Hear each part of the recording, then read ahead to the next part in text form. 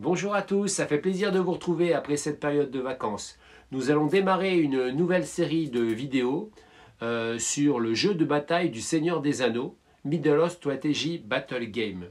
En effet, ça fait plusieurs années que j'ai envie de m'y remettre, et comme 2022 est le 20e anniversaire de la sortie au cinéma de la trilogie, en plus Game Workshop a annoncé la sortie de différentes nouveautés, dont un nouveau starter pack.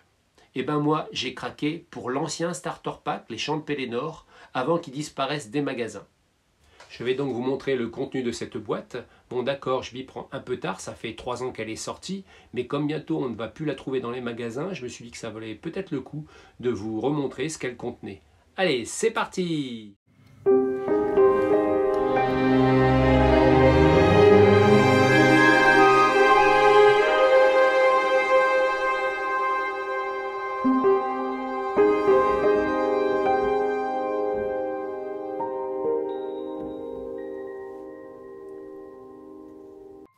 Déjà, cette boîte est très jolie avec Théoden et les cavaliers du Rohan face aux orques du Mordor.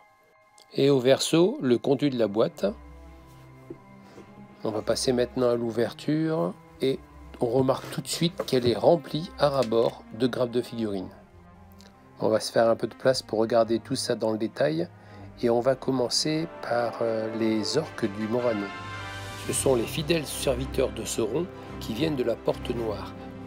Donc dans la boîte, on trouve 36 orques, 3 grappes de 12. Une moitié des orques vont avoir des armes de poing, des masses d'armes, des épées et des boucliers. L'autre moitié des orques porte des lances, que vous pourrez utiliser par exemple en support, en deuxième ligne. Il y a pas mal de boucliers aussi pour customiser vos orques. Et même si ces figurines sont assez anciennes, elles ont vraiment une belle sculpture. Acheter le starter pack est très avantageux au niveau prix. En effet, si vous achetez ces grappes pour monter 36 orques directement chez Game Workshop, vous allez en avoir pour 35 €. Donc on continue avec le fameux troll du Mordor. En fait, la boîte contient une grosse grappe qui nous permet de monter différents trolls. Plusieurs bras. Là, on reconnaît le bouclier typique d'Isengard. Donc là, les tambours pour monter un autre troll. Ce kit pour monter le troll du Mordor ou d'Isengard, acheté seul, vaut aussi 35 € chez Game Workshop. Ensuite, on a un Nazgûl surombrellé. On peut aussi monter le roi sorcier. On va découvrir les différentes grappes. Sur la plus grande, on va retrouver les ailes de l'ombrellé. Aussi 2 têtes et 2 coups différents, la deuxième aile et un grand socle. Sur la plus petite grappe, on a le corps de l'ombrellé, mais aussi le Nazgûl avec 2 têtes différentes et le fameux roi sorcier avec la couronne de Morgoth. Et ce kit est à 50 € chez Game Workshop. Donc là, si on avait acheté les 3 boîtes du mal séparément, on en aurait déjà pour 120 €. On va maintenant passer au camp du bien avec le roi Théoden. Donc 2 petites grappes pour monter le roi Théoden à pied et à cheval. Game Workshop a sorti cette nouvelle figurine en même temps que son starter pack. On peut voir une sculpture finement détaillée. Et donc ça permet d'avoir la version à cheval et en même temps la version à pied.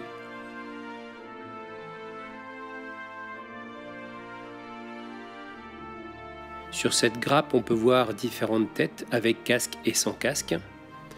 Et si vous faites attention, vous allez voir qu'il me manque une arme, un bras avec une épée. Un défaut dans la mise en boîte, donc je vais contacter le service après-vente de Game Workshop et je vous tiendrai au courant. On continue avec les cavaliers du Rohan. Dans la boîte, on trouve 4 grappes, 2 grappes pour les cavaliers et 2 grappes pour les chevaux. Chaque grappe est constituée de 6 personnages.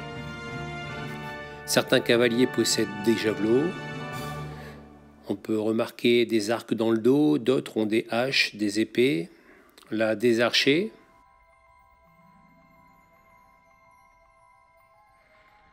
Et bien sûr, les boucliers sont séparés et permettent de customiser en fait chaque figurine. Donc là, on a 12 cavaliers, dont voici les chevaux. Chez Game Workshop, la grappe de 6 cavaliers vaut 34 €. Et là, comme je l'ai dit, dans cette boîte, on en a 12.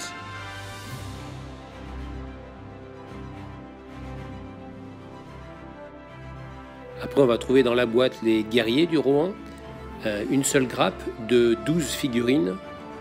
Donc les guerriers du Rohan ont une armure, une épée ou une hache. En option, ils peuvent avoir des javelots, des boucliers et des arcs. Ces valeureux guerriers sont bien déterminés à protéger le monde des humains face aux invasions des orques, des Uruk-hai et des diverses forces du mal envoyées par Sauron.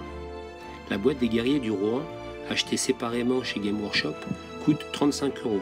Elle est composée de 24 figurines. Ici, dans cette boîte, on en a uniquement 12. Elles peuvent aussi nous servir à représenter les cavaliers à pied si leur cheval est mort par exemple. Et donc pour terminer la partie des armées du bien, les guerriers des morts, donc là 2 grappes, cela va nous permettre de monter 20 figurines. Chacune est identique et composée de 10 guerriers des morts. Donc toujours super sculpture, vraiment dans le mouvement. Si on regarde comme on fait depuis le début la boîte de 20 figurines chez Game Workshop, elle est aussi à 35 €. Si on fait le récapitulatif de toutes les boîtes de biens achetées séparément à Game Workshop, on arrive à environ 146,50 € si je ne me suis pas trompé. Donc là maintenant on va passer aux accessoires. On a une pochette avec les socles pour les cavaliers et pour les fantassins. À l'intérieur de la boîte on y trouve aussi 2 livres. Le premier est un livret de scénarios et de profils pour les personnages du bien et du mal, afin de jouer une multitude de scénarios, dont les Chants de Pelennor. On y trouve aussi de belles représentations de figurines qui vont nous inspirer pour la peinture. Il y a aussi 4 scénarios. Le premier, c'est la charge des Rohirrim. Le second, c'est le dernier combat de Théoden. Le troisième, la marche des morts. Et le quatrième, la bataille des Chants de Pelennor. On y trouve ensuite des profils, les profils du bien, comme le roi Théoden. On a aussi des profils du mal, comme les orques du Moranon. On a encore de belles photos de figurines. Et bien sûr, comme tout jeu qui se respecte, l'aide de jeu pour résumer un peu toutes les caractéristiques. On a ensuite le livre de règles version anglaise en couverture cartonnée. Très joli livre. Et là, on a un format A4, contrairement à la majorité des starter packs, on a plutôt du format A5. Donc ça, je trouve ça super bien. Comme je l'ai déjà dit, ces règles sont en anglais, mais grâce à une communauté française très active, on peut les trouver sur internet en version française. Je vous mettrai le lien en description.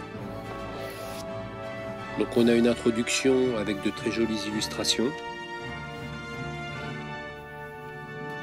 On découvre les principes de base du jeu et les différentes phases, dont par exemple la phase de mouvement qui va être expliquée avec des petits graphismes. Personnellement, je les trouve très bien faits et très explicites.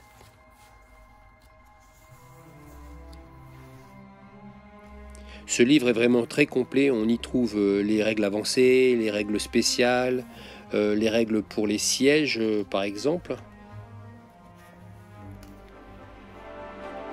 Toujours avec une multitude de photos de figurines pour nous aider à peindre. Il y a toute une partie avec plein de photos de figurines des différentes armées, comme la communauté de l'anneau, les armées de Numénor, les différentes armées elfes, les armées du mal aussi. C'est presque un catalogue de figurines pour nous montrer un peu tout ce qui est disponible pour le jeu. Et pour nous aider bien sûr pour la peinture par exemple. On a ensuite des exemples de listes d'armées, comme Isengard, les défenseurs d'Erebor, les chasseurs d'Azog, et pour finir le livre, l'index de tout ce que contient le bouquin. On a aussi dans la boîte une grande plaquette avec toutes les instructions de montage de toutes les figurines. Il y a aussi dans la boîte plein d'accessoires comme des dés rouges et des dés verts. Je regrette cependant que le 6 ne soit pas remplacé par un emblème par exemple. On y trouve aussi des jetons pour les charges de cavalerie, les mouvements héroïques. Bref, il y a pas mal de jetons différents. Et pour finir, 2 règles de mouvement, une pour le bien, une pour le mal, en pouces. Et voilà, la présentation de cette boîte est terminée. J'espère que ça vous a plu. Comme vous avez pu le voir, ça vaut vraiment le coup. Il y a vraiment plein de figurines. Et si on doit acheter tout ça individuellement chez Game Workshop, c'est 2 ou 3 fois le prix de la boîte. Donc je vous invite à vous dépêcher, car si vous êtes intéressé par celle-ci, elle va bientôt disparaître des magasins puisqu'elle va être remplacée par un nouveau starter pack d'ici la fin de l'année.